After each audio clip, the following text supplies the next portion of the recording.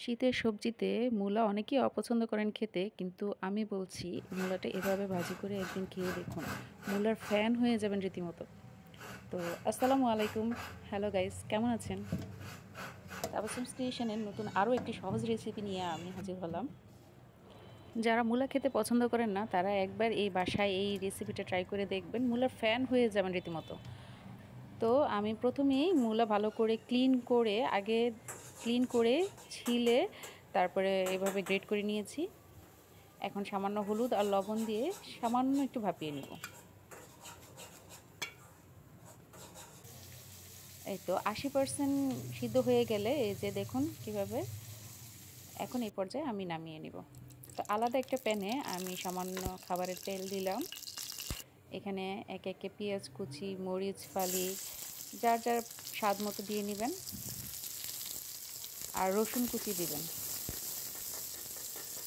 একটু ভালো করে সফট করে নিয়ে আমি এখানে চিংড়ি মাছ দিয়ে দিচ্ছি। গুঁড়া চিংড়ি আমি বেছে কেটে ফ্রিজে এভাবে বরফ করে রেখে দিই। আমার যখন লাগে আমি নামিয়ে শুধু তেলে দিয়ে দিই। তো এভাবে আমি চিংড়ি মাছটাও দিয়ে ভালো করে ভেজে নিলাম।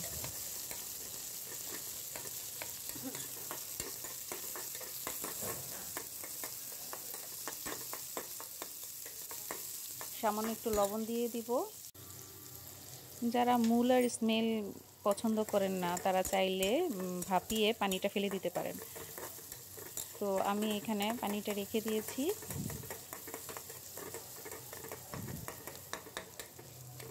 এই যে চিংড়ি মাছ ভালো করে ভাজা শেষ।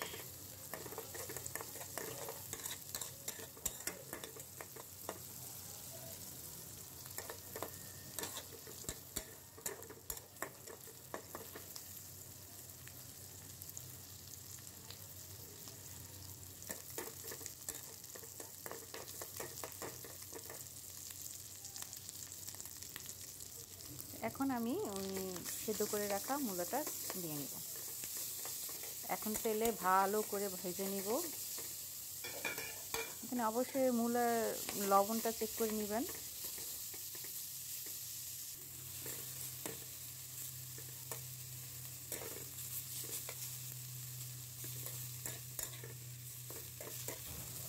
এখন ভালো করে ভাজা ভাজা করে ভেজে নিব।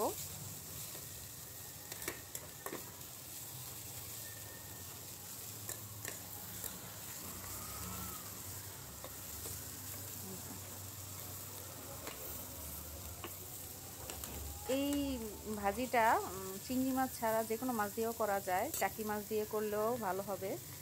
তা আমি চিংড়ি মাছ দিয়ে করলাম, আমার হাতের কাছে চিংড়ি মাছটাই ছিল।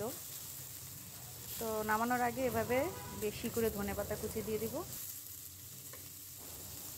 তো এই পর্যায়ে যারা ঝালখোর আছেন তারা চাইলে এক্সট্রা কাঁচামরিচ অ্যাড করে দিতে পারে। তো এই তো শেষ আমার আজকের রেসিপিটা। তো কেমন লাগলো সবাই কমেন্টে জানাবেন। সবাই ভালো থাকবেন। আসসালামু আলাইকুম।